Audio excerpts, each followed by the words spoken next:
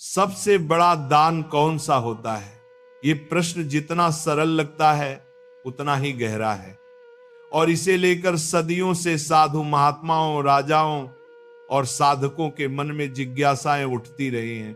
लेकिन इस प्रश्न का वास्तविक उत्तर तभी मिलता है जब मनुष्य इसे किसी उपदेश की तरह नहीं बल्कि अपने अनुभव की यात्रा के रूप में जीता है। इसी प्रश्न के कारण हमारी कहानी शुरू होती है। एक साधारण गांव में रहने वाले एक बच्चे सूरज से, जिसकी उम्र भले ही 14 वर्ष थी, लेकिन सोच इतनी गहरी थी कि वह घंटों एक ही प्रश्न पर अपने भीतर विचार करता रहता था। उसकी मां अक्सर कहती, बेटा, दान ही सबसे बड़ा पुण्य है। पर सूरज हर बार मन ही मन एक ही सवाल दोहराता, दान तो कई तरह का होता है, लेकिन उनमें सबसे बड़ा कौन सा? यही प्रश्न उसे एक दिन गांव के बाहर पीपल के वृक्ष के नीचे बैठे एक ज्ञानी साधु महात्मा एकांतदास तक ले आया। साधु का व्यक्तित्व तो ऐसा था कि जो भी उनके पास आता उसे लगता मानो वह उनके भीतर झांककर उसकी सोच को पढ़ लेते हैं। सूरज ने जैसे ही उनके पास बैठकर यह प्रश्न पूछा, साधु मुस्कुराए, एक ऐसी मुस्कान जिनमें धैर्य, प्रेम और किसी महान सत्य की झलक छुपी थी। उन्होंने कहा, बेटा, सबसे बड़ा दान वह नहीं जो देने में सबसे कठिन लगे, बल्कि वह जिसे समझे बिना जीवन कभी पूर्ण नहीं हो पाता। पर इसका उत्तर शब्दों में नहीं, अनुभवों में छुपा है। यदि तुम सचमुच जानना चाहते हो तो 5 दिनों तक मेरे साथ चलो। हर दिन मैं तुम्हें एक नया दृश्य दिखाऊंगा और 5वें दिन तुम स्वयं जान लोगे कि सबसे बड़ा दान कौन सा है। सूरज के भीतर गूंज उठे उत्सुकता के स्वर। क्या यह ज्ञान भोजन दान से बड़ा है? क्या यह वस्त्र दान से बड़ा है? क्या यह सेवा से बड़ा है? या क्या यह धन दान से भी श्रेष्ठ है? लेकिन साधु ने कुछ और ही संकेत दिया था, ऐसा कुछ जो आज दुर्लभ है और जिसके बिना मानवता अधूरी है। अगले दिन सुबह सुबह सूरज साधु से मिलने पहुंचा। सूरज की पहली किरणें अभी पर्वतों के पीछे से झांकना शुरू ही हुई थी और गांव की ठंडी हवा में शांति ऐसी थी जैसे प्रकृति स्वयं किसी नई सीख का स्वागत कर रही हो। साधु ने उसे बुलाया और दोनों धीरे धीरे चलते हुए गांव के उस हिस्से में पहुंचे जहां एक बूढ़ी औरत सूखी लकड़ियों का भारी गट्ठर सिर पर उठाने की कोशिश कर रही थी। उसका शरीर थका था, हाथ कांप रहे थे और वह हर कदम पर लड़खड़ा रही थी। सूरज यह देखकर खुद को रोक न पाया और तुरंत आगे बढ़कर बोला, अम्मा, मैं उठा देता हूं। वह लकड़ियों का गट्ठर अपने कंधे पर रखकर उसके घर तक ले गया। साधु दूर से यह दृश्य देखते रहे और जब सूरज लौटकर आया तो बोले, यह था पहला पाठ श्रमदान। पर ध्यान रखना सूरज, श्रमदान महान है पर यह अभी सबसे बड़ा दान नहीं। सूरज के मन में नई जिज्ञासा ने जन्म लिया। यदि इतनी मेहनत और सेवा कर देने के बाद भी इसे सबसे बड़ा दान नहीं कहा जाता तो असल में सबसे बड़ा दान क्या हो सकता है? अगले दिन साधु उसे तालाब किनारे ले गए जहां एक गरीब बच्चा ललन अपनी टूटी हुई स्लेट को देखते हुए रो रहा था। उसकी स्थिति देखकर सूरज भावुक हो गया और अपनी नई स्लेट उसे दे दी। साधु ने कहा, यह है वस्तुदान। यह भी पुण्य है पर अभी यह भी सर्वोच्च नहीं। तीसरे दिन उन्होंने उसे एक बीमार और असहाय आदमी के पास ले जाकर दिखाया कि कैसे सूरज ने उसे पानी, दवा और सहारा देकर सेवा दान किया। पर फिर भी साधु बोले कि यह सबसे बड़ा दान नहीं। अब सूरज का मन बेचैन हो रहा था। यदि श्रम, वस्तु और सेवा कुछ भी सबसे बड़ा दान नहीं है तो आखिर वह कौन सा दान है जो सब पर भारी पड़ता है? साधु हर बार मुस्कुराकर कहते, अभी 2 अनुभव और बाकी हैं। धैर्य रखो सूरज, धैर्य, क्योंकि जो सत्य तुम्हें मिलने वाला है वह जीवन भर तुम्हारे साथ चलेगा। और सूरज इसी अधूरी जिज्ञासा के साथ अगले दिन की प्रतीक्षा करने लगा। इस विश्वास के साथ कि साधु जो दिखाने वाले हैं वह उसके जीवन की दिशा बदल देगा। सूरज अगले दिन अत्यधिक उत्सुकता के साथ साधु एकांतदास के पास पहुंचा, क्योंकि अब तक 3 दान, श्रमदान, वस्तुदान और सेवादान वह समझ चुका था, लेकिन साथ ही यह भी स्पष्ट था कि इनमें से कोई भी सबसे बड़ा दान नहीं था। उसके मन में यह सवाल अब और भी तीव्र हो गया था कि आखिर साधु उसे कौन सी ऐसी गहराई दिखाने वाले हैं जिसकी वजह से वह जीवन भर इस ज्ञान को याद रखेगा। आज साधु उसे गांव के उस पुराने कच्चे रास्ते पर ले गए जहां प्रायः लोग कम ही जाते थे। यह रास्ता जंगल के किनारे से होकर गुजरता था और शाम के समय वहां सन्नाटा छाया रहता था। चलते चलते साधु अचानक रुक गए और दूर इशारा किया। वहां एक युवक करीब 20-22 वर्ष का पेड़ के नीचे बैठा सिर पकड़े रो रहा था। उसके पास एक फटी हुई थैली थी और उसके पैरों में टूटी हुई चप्पलें। सूरज ने पूछा, महात्मा जी ये कौन है? साधु बोले, ये एक मजदूर है जो दूसरे गांव से काम की तलाश में आया था, पर रास्ते में कुछ बदमाशों ने लूट लिया। उसके पास न पैसे हैं, न खाना, न घर लौटने का कोई तरीका और न ही कोई उसके दुख को सुनने वाला। सूरज को उसकी स्थिति देख बहुत दुख हुआ, पर इस बार साधु ने कहा, आज मैं तुम्हें कुछ अलग दिखाना चाहता हूं। आगे बढ़कर उससे केवल बात करो, पर उसे कुछ दो मत, न खाना, न पैसा, न वस्तु। सूरज चौंका, पर महात्मा जी मदद तो इनसे ही होती है। साधु मुस्कुराए, आज तुम्हें समझना है कि कुछ दान ऐसे होते हैं जिन्हें देने के लिए हाथ नहीं दिल चाहिए।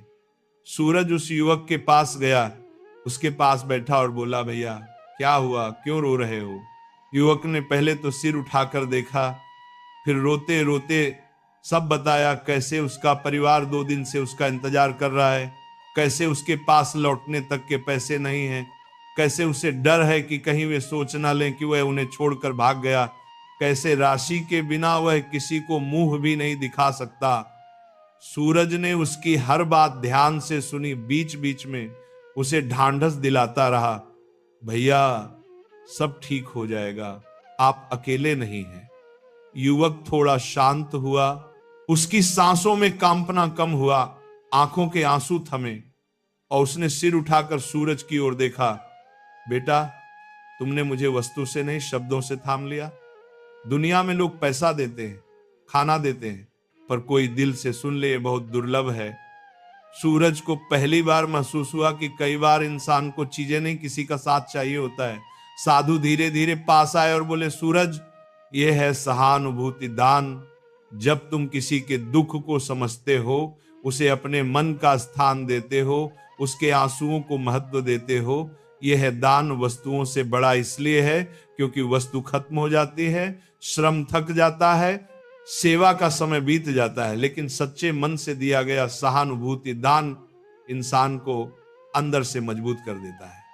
सूरज इस विचार में डूब गया, सचमुच यह दान अलग था, इसमें न कोई खर्च था न कोई कठिनाई, पर फिर भी इसमें सबसे ज्यादा शक्ति छिपी थी। लेकिन साधु ने उसी क्षण कहा, लेकिन सूरज ध्यान रखो, अभी भी यह सबसे बड़ा दान नहीं है। सूरज आश्चर्य में डूब गया, यदि यह भी सबसे बड़ा दान नहीं तो फिर आगे क्या है? उससे बड़ा क्या हो सकता है जो दिल तक पहुंच जाए? साधु ने कहा, कल सुबह अंतिम अनुभव होगा और वही तुम्हें वह सत्य देगा जिसके लिए तुम्हारा मन कई दिनों से व्याकुल है। कल तुम्हें वह दान दिखेगा जिसे मनुष्य जीवन में सबसे कठिन माना जाता है, और फिर तुम्हें स्वयं समझ में आ जाएगा कि सबसे बड़ा दान कौन सा है। सूरज रात भर सो नहीं पाया। आज अनुभव ने उसे भीतर तक हिला दिया था। उसने पहली बार देखा था कि किसी को केवल सुना जाना भी उसके जीवन को बदल सकता है। पर अगर यह भी सर्वोच्च नहीं तो अंतिम दान कितना अद्भुत और कितना दुर्लभ होगा। उसके मन में एक ही सवाल लगातार घूमता रहा, आखिर सबसे बड़ा दान कौन सा है? और इसी प्रश्न के साथ वो अगली सुबह की प्रतीक्षा करता रहा, क्योंकि उसे पता था कि अब जीवन बदलने वाला सत्य सामने आने वाला है। अगली सुबह सूरज साधु एकांत दास के पास पहले से भी ज्यादा उत्सुकता और बेचैनी के साथ पहुंचा, क्योंकि ये 5 दिनों की यात्रा का अंतिम दिन था और साधु ने वादा किया था कि आज वह उस दान को समझेगा जिसे मनुष्य जीवन का सबसे कठिन, सबसे दुर्लभ और सबसे महान दान माना जाता है। सूरज के मन में कई सवाल उठ रहे थे। क्या यह धन का दान है? क्या यह त्याग है?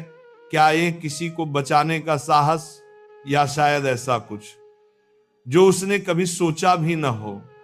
साधु आज बिना कुछ बोले उसे गांव से काफी दूर ले गए, जहां मिट्टी के रास्ते के दोनों ओर सूखे पेड़ खड़े थे और हवा कुछ भारी सी महसूस हो रही थी। काफी देर बाद वे एक पुराने कुएं के पास पहुंचे, जहां एक आदमी करीब 40 वर्ष का अपनी पत्नी के साथ खड़ा था और दोनों के चेहरे पर गहरी तनाव की लकीरें दिखाई दे रही थी। साधु ने सूरज से कहा, चुपचाप पास चलो, सुनो, पर बीच में बोलना मत। सूरज ने सिर हिलाया। दोनों पास पहुंचे तो पत्नी रोते हुए कह रही थी, मैंने कहा था ममता की बात का बुरा मत मानो, वह गुस्से में थी, पर तुम भी इतने गुस्से में क्यों आ गए? उसके शब्दों को मन पर क्यों ले लिया? आदमी क्रोध और दर्द से कांपते हुए बोला, उसने पूरे गांव के सामने मेरा अपमान किया और अभी तुम भी मेरा बचाव नहीं कर रही। सभी ने मेरी हंसी उड़ाई, मुझे दुष्ट कहा, कायर कहा। यह अपमान मैं कैसे सहूं? पत्नी ने उसके हाथ पकड़े, पर वो तुम्हारी छोटी बहन है। इंसान गुस्से में गलत बातें कह देता है, तुम उससे इतने नाराज क्यों हो कि 3 दिनों से उससे बात तक नहीं कर रहे?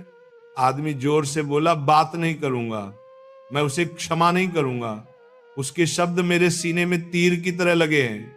ये सुनकर सूरज का दिल रुक सा गया। क्षमा नहीं करूंगा। तभी साधु ने धीरे से कहा, सूरज, यही है आज का पाठ, देखो ध्यान से।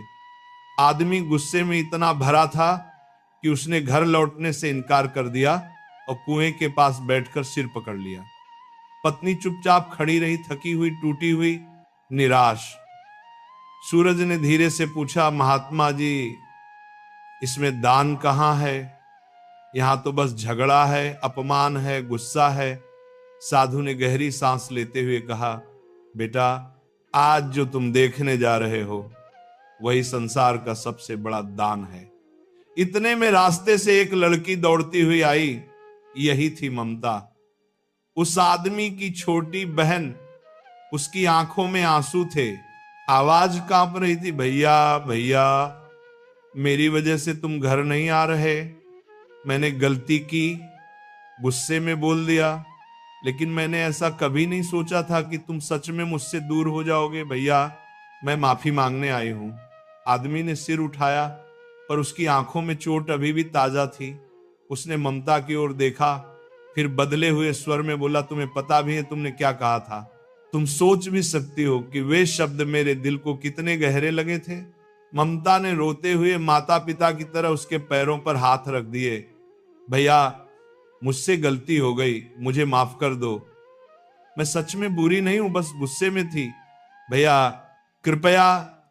सूरज की आंखें भर आईं। उसने पहली बार देखा कि एक इंसान का हृदय अपमान के घाव से कितना कठोर हो सकता है, लेकिन ममता की मासूमियत और उसके आंसुओं ने उस कठोरता को पिघला देना शुरू कर दिया। आदमी धीरे धीरे शांत हुआ, उसकी आंखें नरम हुई। फिर उसने बहन को उठाकर गले लगा लिया। ठीक है ममता, माफ करता हूं, मुझसे भी गुस्सा हो गया था, अब सब ठीक है।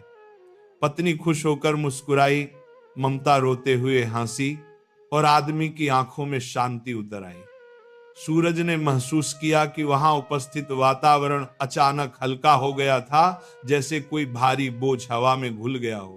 तभी साधु एकांत दास ने सूरज की ओर देखकर कहा, यही है सबसे बड़ा दान, क्षमा दान। श्रमदान शरीर मांगता है, वस्तुदान पैसे मांगता है, सेवादान समय मांगता है, सहानुभूति दान मन मांगता है, लेकिन क्षमादान ये अहंकार मांगता है, अपना दर्द छोड़ना मांगता है, दिल को बड़ा करना मांगता है। बाकी दान देना आसान है, पर जिसने तुम्हें चोट पहुंचाई हो उसे क्षमा देना, ये संसार में सबसे कठिन काम है। इसलिए ये सबसे बड़ा दान है, क्योंकि ये बाहर नहीं भीतर दिया जाता है। सूरज कुछ पल तक स्तब्ध खड़ा रहा। सचमुच यह दान बाकी सभी दानों से अलग था। इस दान से न सिर्फ दूसरे व्यक्ति को राहत मिलती है, बल्कि दान देने वाले का दिल भी मुक्त हो जाता है। साधु ने सूरज के कंधे पर हाथ रखा और बोले, अब तुम जान गए। सूरज, दुनिया में सबसे बड़ा दान कोई वस्तु नहीं, कोई सेवा नहीं, कोई भोजन नहीं, बल्कि क्षमा है। सूरज ने गहरी सांस ली। उसके भीतर कुछ बदल चुका था, जैसे किसी ने उसका मन खोलकर उसमें रोशनी भर दी हो।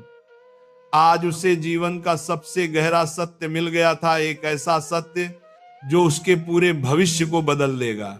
क्षमा दान के उस अंतिम अनुभव के बाद सूरज का मन कई दिनों तक बिल्कुल शांत भी था और भीतर से गहराई तक झंकृत भी, मानो साधु एकांत दास ने उसके भीतर कोई ऐसा द्वार खोल दिया हो जहां रोशनी लगातार फैलती जा रही थी।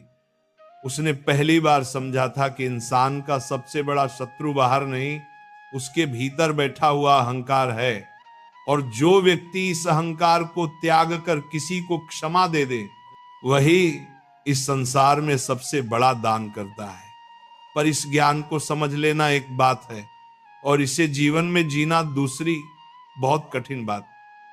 अगले कुछ दिनों में सूरज घर लौटा तो उसने देखा कि उसकी छोटी बहन पूजा उसके नए पौधे को तोड़ बैठी थी, वही पौधा जिसे वह कई दिनों से प्रेम से सींच रहा था। सूरज का मन एक पल में क्रोध से भर गया। उसने गुस्से में कदम बढ़ाया ही था कि अचानक उसे साधु की बात याद आ गई। क्षमा वही दे सकता है जो अपने भीतर का अहंकार त्याग दे। वह ठिठक गया, फिर एक गहरी सांस ली, बहन के आंसू देखे और शांत स्वर में बोला, कोई बात नहीं पूजा, अगली बार ध्यान रखना। उसी क्षण उसे महसूस हुआ कि क्षमा सिर्फ सामने वाले को नहीं, स्वयं को भी हल्का कर देती है।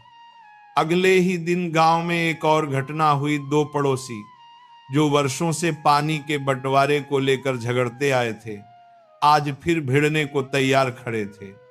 लोग इकट्ठा हो गए, माहौल गर्म था। तभी सूरज आगे बढ़ा और दोनों के बीच खड़ा हो गया।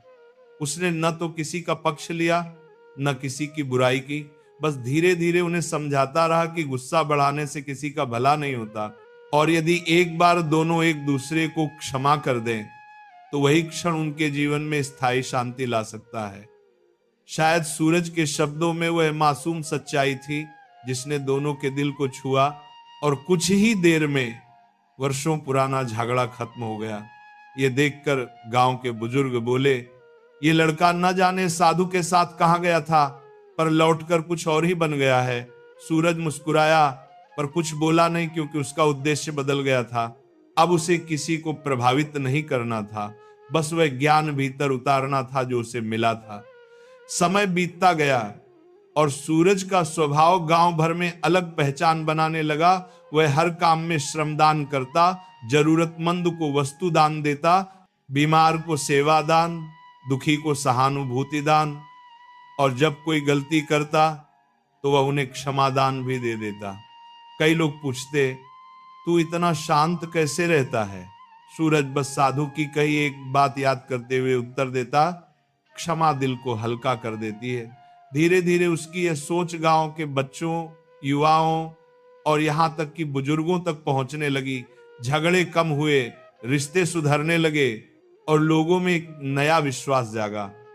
एक दिन साधु एकांतदास फिर गांव से गुजर रहे थे। सूरज दौड़कर उनके चरणों में गिर पड़ा और बोला, महात्मा जी, आपने जो सिखाया उससे मेरा जीवन बदल गया। साधु ने उसके सिर पर हाथ रखा और शांत स्वर में बोले, सूरज, याद रखना, ज्ञान मिल जाना अंत नहीं, शुरुआत है। असली यात्रा तो तब होती है जब तुम दूसरों में वो रोशनी जगाना शुरू करते हो। सूरज ने सिर उठाकर कहा, महात्मा जी, मैं कोशिश करूंगा कि इस दान को जितने दिलों तक पहुंचा सकूं पहुंचाऊं। साधु मुस्कुराए, वही मुस्कान जिसमें गहराई और आशीर्वाद दोनों छुपे थे, और फिर धीरे धीरे दूर जाते गए। सूरज उन्हें देखता रहा। अब उसे पता था कि दान की यात्रा वस्तुओं की नहीं, मन की यात्रा है। और इस यात्रा में सबसे बड़ा दान हमेशा वही रहेगा जिसे देने के लिए सबसे बड़ी ताकत चाहिए, अपने भीतर की कठोरता को छोड़ने की ताकत। अब सूरज सिर्फ एक बच्चा नहीं था, वह एक सीख था जो चलता हुआ हर किसी के दिल में नया प्रकाश जगा रहा था। वर्ष बीतते गए, सूरज बड़ा होता गया, पर उसके भीतर साधु एकांतदास द्वारा बोए गए दान के 5 बीज श्रम, वस्तु, सेवा, सहानुभूति और क्षमा और अधिक फलते फूलते गए। गांव में लोग कहते थे कि सूरज सिर्फ नाम का ही सूरज नहीं है, बल्कि हर सुबह की किरण की तरह वह मनुष्यों के भीतर फैली अंधेरी जगहों में रोशनी भर देता है। जब कोई गरीब मजदूर थक कर बैठ जाता, सूरज उसकी मदद करता। जब किसी का बच्चा स्कूल के लिए स्लेट न खरीद सके, सूरज उसे दे आता। जब कोई बूढ़ा बीमार होता, सूरज उसका सहारा बनता। जब किसी का मन टूटा होता, सूरज उसे सुनता। और जब कोई गलती करता, सूरज उसे सहज ही क्षमा कर देता उसकी। ये आदत गांव में बदलाव की शुरुआत बन गई। धीरे धीरे लोग समझने लगे कि दान धन का नहीं, मन का होता है। वे महसूस करने लगे कि किसी को सुन लेना भी दान है, किसी को समझ लेना भी दान है, और हाँ, किसी को क्षमा कर देना सबसे बड़ा दान है। एक दिन गांव के स्कूल में एक कार्यक्रम रखा गया जहां सभी बच्चों से पूछा गया, जीवन में सबसे बड़ा दान कौन सा है। कुछ ने कहा भोजन दान, कुछ ने कहा धन दान, कुछ ने कहा सेवा दान। पर जब सूरज को बोलने के लिए बुलाया गया, वह मंच पर चढ़ा और कुछ क्षण चुप खड़ा रहा। उसकी आंखों में एकांतदास की मुस्कान तैर रही थी, वही मुस्कान जिसने उसे पहली बार इस यात्रा पर भेजा था। वह बोला, सबसे बड़ा दान वह है जिसे देने से पहले आपको अपने भीतर लड़ना पड़ता है, जो आपके अहंकार को गिराता है, जो आपके दिल को बड़ा करता है, और जिसे देकर आप सिर्फ दूसरों को ही नहीं, खुद को भी मुक्त कर देते हैं, वही है क्षमादान। वहां उपस्थित लोग कुछ देर स्तब्ध रहे, फिर तालियां गूंज उठी। ये उत्तर किसी किताब से नहीं, अनुभव से निकला था। उस रात सूरज अपनी छत पर बैठा तारों को देख रहा था। हवा में वही शांति थी जो कभी साधु एकांतदास के साथ यात्रा की पहली सुबह में महसूस हुई थी। सूरज की आंखें बंद हुईं और उसे लगा जैसे साधु कहीं दूर पर्वतों में बैठे मुस्कुरा रहे हों। तुमने सीख लिया सूरज, और अब तुम वो प्रकाश बन चुके हो। समय के साथ सूरज गांव का मार्गदर्शक बन गया, न किसी पद का, न किसी अधिकार का, बल्कि चरित्र का। लोग अपने झगड़े लेकर उसके पास आते और लौटते समय उनके दिल हल्के हो जाते। वर्षों बाद जब लोग पीछे मुड़कर सूरज की कहानी बताते तो कहते, उसने हमें सिखाया कि दान सिर्फ देने की चीज नहीं, जीने की चीज है। और सबसे बड़ा दान कभी भी वस्तुओं से नहीं, दिल से निकलता है। सूरज की यह सीख पीढ़ी दर पीढ़ी चलती गई। बच्चे अपने माता पिता से सुनते और माता पिता अपने बच्चों को बताते कि जीवन में एक ऐसा दान है जिसे देने से इंसान छोटा नहीं बल्कि बड़ा होता है। एक ऐसा दान जिसे देकर मनुष्य ईश्वर के सबसे करीब पहुंचता है, और वह है क्षमादान। यही था सूरज की यात्रा का सार। यही उसकी विरासत, एक ऐसा दीपक जो एक बार जला तो बुझा नहीं, बल्कि आने वाली पीढ़ियों के भीतर भी रोशनी बनकर जलता रहा, ये याद दिलाते हुए कि इस संसार में सबसे बड़ा दान हमेशा वही रहेगा जिसकी कीमत चीजों से नहीं, दिल की विशालता से चुकाई जाती है।